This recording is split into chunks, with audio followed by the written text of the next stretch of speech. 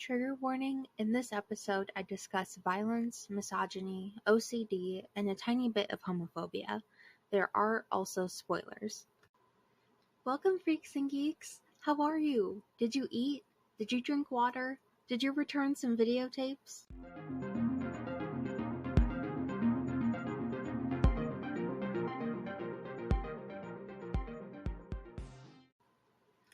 A few weeks ago, a man's morning routine video went viral for its intensity. Getting up at an insanely early time, the man immediately starts by taking off his mouth tape, a product that supposedly gives you better sleep and a better jawline overnight. In his editing of the TikTok, he marks the time he did everything down to the minute. He continues the video by working out and doing several extra skincare steps. The resemblance to Patrick Bateman's self-care routine in American Psycho was eerily similar, so much so that there's an article about it on CNN. The movie just hit its 20th anniversary on April 14, 2025. American Psycho is about self-centered Wall Street finance bro Patrick Bateman, who is very comfortable with murdering to solve his problems. Throughout the story, Bateman is confused with other people, labeled as dorky and a pushover, and at times completely ignored. There's a clear contrast in how he's viewed and how he views himself, as the audience often hears his inner monologue. He has a very survival of the fittest thought process. He first kills people to solve issues, like getting Dorsia reservations and pretending to be Paul Allen, one of his victims, for the sake of making sure he's the best of the best. Eventually, his murders start becoming more impulsive as he feels his grip on humanity slipping. Spoiler alert if you haven't seen the movie, but the film ends after he goes to his lawyer confessing every crime he's committed. The lawyer laughs, mistakes Bateman for someone else, and states that the real Patrick Bateman would never be confident enough to do that. Bateman continues, saying he lied about one of his victims going to London. The lawyer, utterly confused and not enjoying the joke anymore, says that he just met up with Paul Allen in London. The film ends with Patrick Bateman and the audience not knowing if he actually killed anyone. It's wild to feel that within the past 20 years, the film has almost more relevance than it did in 2000.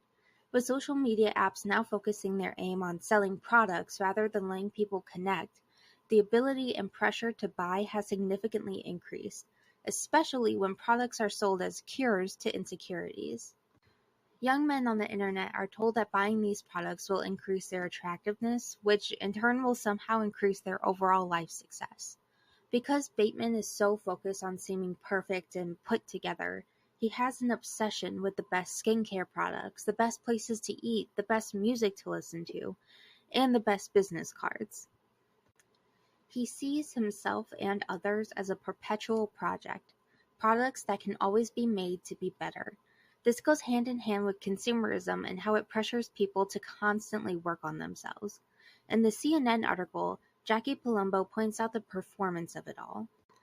She interviews Jacques Kuzmin, a professor who has taught lessons on the book and movie, and he stated, "It's based on the same principle of the outside appearance and consumer goods masking being empty inside." Companies offer miracle products that often have little to no scientific backing. But when the placebo effect is real and you have both insecurities and money, you think it couldn't hurt to at least try. Many people have tried to make the case that this extreme level of self-care shown by both the guy on TikTok and this fictional character are very feminine things to do for men who want to be perceived as masculine. I want to make it clear that I do not think taking part in self-care rituals is inherently gay or feminine. Though I will be discussing how some of the behaviors of men are slightly homoerotic, I genuinely don't believe that trying to care for your skin is gay. And even if it was, it doesn't mean it's bad. It's giving, guys, is it gay to take care of your body? I believe that it's important for everyone of every gender to take care of themselves, physically and mentally. What I think is the bigger issue is the way society treats women for having these rituals. When we use things like face masks or body scrubs, we are seen as vain and frivolous. When men use them, the worst comment they get is that they're feminine, which really shouldn't be that negative at all. Though I am queer, I do consider myself femme, which means that I prefer to present feminine. However, I don't take it personally when some of the outfits I wear are described as boy clothes. My femininity is not threatened by someone else's understanding of gender expression. This is where toxic masculinity tells boys and men, if you look feminine, then there's something wrong with your masculinity, which I could not disagree with more. While writing half of this, a video came up on my For You page that states a new trend amongst men is starting. Because long lashes are seen as feminine, men are asking their barbers to completely remove them.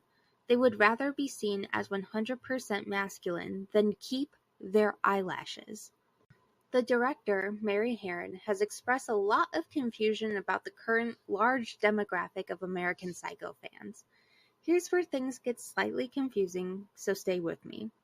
If you haven't heard of it, the manosphere is a variety of spaces online that share convoluted ideas of masculinity with male viewers.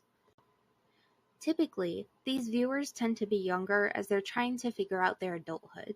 Within the manosphere, there's an idea about different types of men that is based on a scientific study about wolves with a hypothesis that was proven incorrect. The idea is that men fit into a natural hierarchy. Alphas are the top dog, the leader, the one every other man aspires to be. Betas are right underneath them, supporting the alphas. But apparently, there's a category that doesn't even fit into the hierarchy at all. Sigmas are lone wolves, strong but reserved. They, supposedly, do not care about what others think about them. Rather, they only care about what they want. Wannabe Sigma males don't just enjoy American Psycho. They revere Patrick Bateman. His desire for perfection, his fit physique, and his level of success where he can do whatever he wants when he wants, makes him a convoluted role model for young men. When I was in high school, I had a friend who stated if he even cared about this kind of stuff, he would consider himself a Sigma. That confused me. Not necessarily the way he felt about himself. He was always very goal-oriented when it came to his interests, and he rarely cared about how other people viewed him. If Patrick Bateman is supposed to be the prime example of what a Sigma male is, it's even more confusing. If the idea is to not take orders from anyone else, why does Bateman work in the most capitalistic, hierarchy-framed space? As someone who desires to be their own boss, why work within a system where you almost always have someone above you? Mary Herron and Guinevere Turner, co-writer of American Psycho, have pointed out that the entire story is a gay man's satire on masculinity, specifically toxic masculinity. The actor who plays Bateman, Christian Bale, obviously makes fun of men's thoughts, behaviors, and concerns. One of the most obvious examples to me is how offended Bateman is with possibly seeming to be a gay man, but he spends his free time watching sexual lesbian films. There's a level of irony and hypocrisy that comes with these types of men that Christian Bale hilariously mocks. It's also kind of gay-coded. The men deeply care what their male peers think and spend more time with each other than they do their own girlfriends, fiancés, and wives. This is all not the product of Bale's acting artistry, though. The gay man the screenwriters are referencing is the author of the original book, Bret Easton Ellis. Unfortunately, I haven't yet read the original American Psycho book, though it is on my to-be-read list. But I can't just go past the importance and reason why this story even exists. When the book was originally published in 1991, it faced some criticism for being inherently misogynistic. To be honest, this story can't exist without the audience seeing how the men treat the women who support them. This is also an important part of the culture of gay men. White gay men tend to have a habit of putting down women to make their own perceived femininity less noticeable to other people. It's always the girls, gays, and theys until the gay men put down the women and the women get too comfortable with discrimination towards gay men. But the book isn't just a relevant commentary on toxic masculinity. It's a comment about being American in a postmodern world. I regret to say that when I first watched this movie, I didn't understand the importance of the title. Adding in American seemed like an out-of-the-blue choice to differentiate it from Alfred Hitchcock's Psycho, which is when I had to remind myself that American Psycho was a book first. Then, I remembered what my senior year postmodernism teacher said about how being American is synonymous with independence and making your own individual path in life, and it all clicked. Patrick Bateman and the men he surrounds himself with want to be successful on their own terms, but are too blinded by unimportant social status and petty, useless consumerism to realize that they're part of a bigger system, one that they still have to answer to. The movie faced more backlash than the book, most likely because it was creatively led by two women and is a more accessible criticism of the systems that keep people down.